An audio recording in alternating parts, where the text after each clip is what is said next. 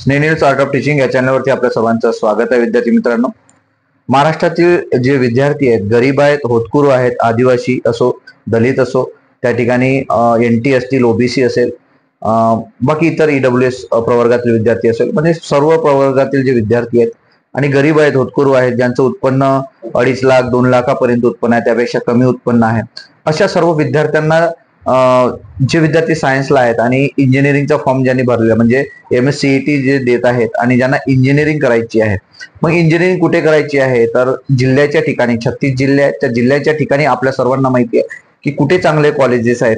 मग नागपूर असेल, चंद्रपूर असेल, मग मुंबई असेल, पुणे असेल, औरंगाबाद असेल, अशा चांगल्या ठिकाणी जे चांगले कॉलेजेस आहेत, या कॉलेजेस मधून आपण इंजिनिअरिंग करण्यासाठी विद्यार्थी फॉर्म भरत असतात. मग अशा विद्यार्थ्यांना कॉलेजेस तर माहीत असतात, पण राहण्याची व्यवस्था काय असते हे आपल्या विद्यार्थ्यांना माहीत नसते. नेमकं राहण्याची व्यवस्था काय, राहण्याची व्यवस्था जर तुम्हाला झाली तर मग तुम्हाला रूम करून राहणं अवघड जात असते. आणि अशा वेळेला विद्यार्थी काय करतात, आपल्या सेफ झोन मधला असणारा जे गाव आहे किंवा शहर आहे ते शहर निवडत असतात. मग विदर्भातील विद्यार्थी असेल तर विदर्भातलंच इंजिनिअरिंगचं कॉलेज बघत असतं, मराठवाड्यातला असेल तर मराठवाड्यातील कॉलेज बघत असतो, पश्चिम महाराष्ट्रातील असेल तर पश्चिम महाराष्ट्रातील.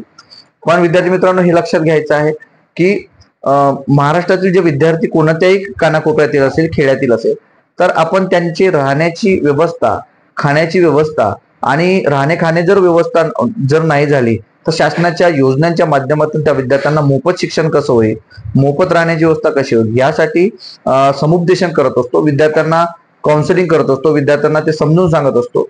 प्रवेशाची प्रक्रिया काय असते, वसतिगृहाच्या प्रवेशाची प्रक्रिया काय असते, कागदपत्र काय लागतात, ह्या सर्व बाबी आपण जबाबदारीनं आपल्या विद्यार्थ्यांसाठी मदत करत असतो कायमस्वरूपी.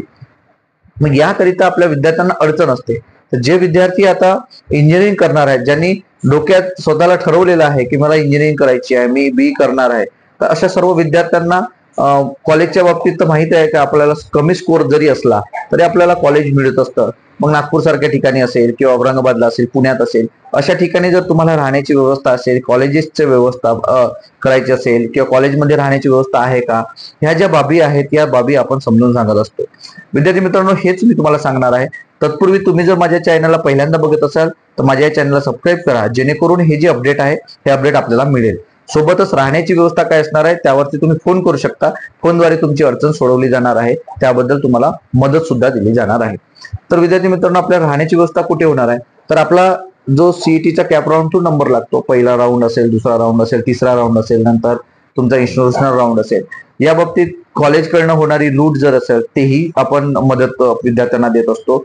आणि कॉलेजला फ्री ऑफ म्हणजे कोणतेही पैसे न भरता आपण विद्यार्थ्यांना, SC ST विद्यार्थ्यांना त्या ठिकाणी मदत करत असतो, ज्यात कॉलेजकडून फीज आकारली जाते, अशी पण मदत आपण करत असतो. तर विद्यार्थी मित्र, हे लक्षात घ्यायचं आहे, तुमचा जर त्या ठिकाणी नंबर लागला, मग नागपूरला नंबर लागला असेल तर मग तुम्ही काय कराल, उदाहरणार्थ नागपूरला नंबर लागला असेल तर नागपूरला नंबर लागल्यानंतर राहण्याची व्यवस्थेचा प्रश्न मोठा येतो असतो. तर OBC बांधव असतील किंवा आपले NT असेल, SBC बांधव असतील, यांना वसतिगृह हा ही कन्सेप्ट माहीत असते, परंतु फॉर्म कधी भरायचा असते, नंबर कधी लागतो, त्या ठिकाणी नंबर नाही लागला तर कोणती योजना आहे, अशा ज्या बाबी आहेत या बाबी आपल्या विद्यार्थ्यांना माहीत नाही. तर विद्यार्थी मित्रांनो, हे लक्षात घ्यायचं आहे की समाज कल्याणचं वसतिगृह आपल्या सर्व विद्यार्थ्यांसाठी असतो, ऑल कॅटेगरीजसाठी. त्यासाठी SC जी कॅटेगरीचे विद्यार्थी आहेत त्यांना जास्त जागा असतात, NT ST विद्यार्थ्यांना 2% जागा असतात, पण जागा सर्व प्रवर्गातील विद्यार्थ्यांना असतात. मग या ठिकाणी प्रवेश कसा द्यायचा, प्रवेशासाठी फॉर्म कसा भरायचा याची मदत आपण करणार आहोत.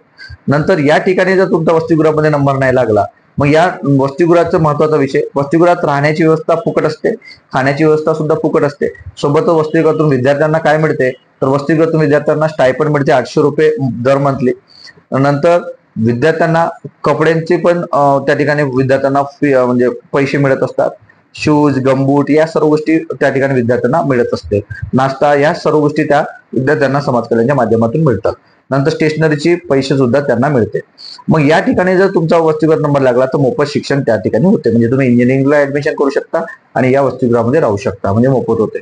दुसरा विषय आहे, वसतिगृहात जर तुमचा नंबर लागलेला नाही तर काय कराल, या वसतिगृहामध्ये तुमचा नंबर लागलेला नाही तर आपल्याकडे योजना आहेत. कोणत्या, तर शासनाच्या योजना आहेत. स्वाधार नावाची योजना आहे, आधार नावाची योजना आहे आणि आपली स्वयं नावाची योजना. या 3 योजना आहेत, जे SC साठी पण आहे, ST साठी पण आहे आणि OBC, NT, VJNT, SBC साठी पण आहे. आणि वसतिगृह सुद्धा सर्वच कॅटेगरीच्या विद्यार्थ्यांसाठी आहे. तर ही जी मदत आहे ही मदत आपल्याला कायमस्वरूपी आम्ही करणार आहोत. त्याकरिता खाली जो नंबर दिलेला आहे डिस्क्रिप्शन बॉक्समध्ये, त्या डिस्क्रिप्शन बॉक्समध्ये नंबर दिलेला आहे, त्याच्यावरती तुम्हाला फोन करायचा आहे. कोणतीही मदत लागली तर तुम्ही त्यावर फोन करू शकता. सोबतच स्नेनिल्स आर्ट ऑफ टीचिंग या ग्रुपला तुम्ही जॉईन व्हा. आपले विद्यार्थी मित्र असेल त्यांना हा व्हिडिओ शेअर करा, जेणेकरून आपल्या मित्रांना अडचणी निर्माण होणार नाहीत आणि राहण्याची आणि खाण्याची व्यवस्था होत नाही म्हणून तो सेफ झोन सोडून बाहेर शिकणार नाही.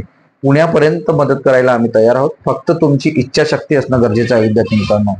हेच एक सर्वांपुढे विद्यार्थ्यांपुढे आव्हान आहे आणि एक याचा फायदा तुम्ही घेऊन आपण स्वतःहून तुम्ही या सर्व गोष्टी करू शकता. विद्यार्थी मित्रांनो, आपल्याला ही माहिती कशी वाटली हे नक्की कमेंट बॉक्समध्ये कळवा आणि जॉईन होण्यासाठी आपण आणि कॉल म्हणजे मदत मागण्यासाठी कॉल सुद्धा द्या, म्हणजे जो नंबर आहे खाली त्यामध्ये जॉईन व्हा आणि त्यावरती फोन सुद्धा करा. हे अपडेट कसं वाटलं हे नक्की कळवा. धन्यवाद.